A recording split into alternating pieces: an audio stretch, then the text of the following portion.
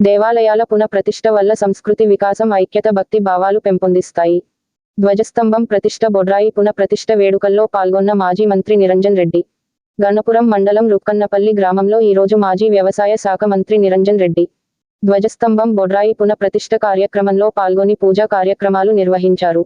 ఈ సందర్భంగా సర్పంచ్ నార్యానాయక్, మాసయ్య, రామచంద్రయ్య, దేవన్న గ్రామస్తులు ఘనంగా స్వాగతం పలికి నిరంజన్ రెడ్డిని సన్మానించారు. ఈ సందర్భంగా నిరంజన్ రెడ్డి మాట్లాడుతూ, దేవాలయాల పునరుద్ధరణ మన సంస్కృత సంప్రదాయాలని, భక్తి భావాలను, ఐక్యతను పెంపొందిస్తాయని, చేసినభివృద్ధి నాకు ఆత్మసంతృప్తి కలిగించిందని అన్నారు.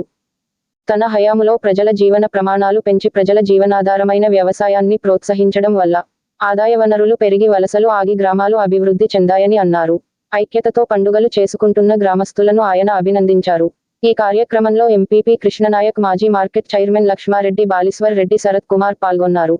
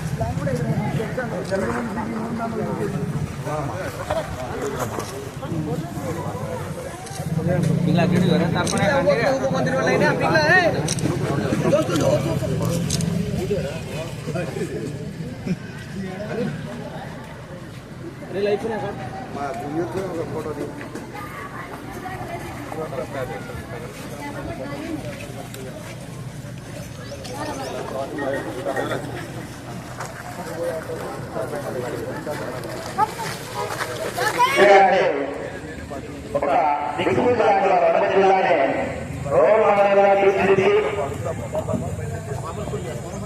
గతంలో సారుగా వదిలి జరిగింది. సిద్దిపేట జిల్లాలో ఎక్కువగా నేను కూడా వనపర్తి జిల్లాలో ఆ స్థాయికి తీసుకెళ్తామని చెప్పి మాట్లాడుతుంది. అదేవిధంగా ఈరోజు సిద్దిపేట జిల్లాలో ఎక్కువగా మన వనపర్తి జిల్లా అభివృద్ధి చెందిన ఖచ్చితంగా ధన్యవాదాలు చెప్పడం జరుగుతుంది.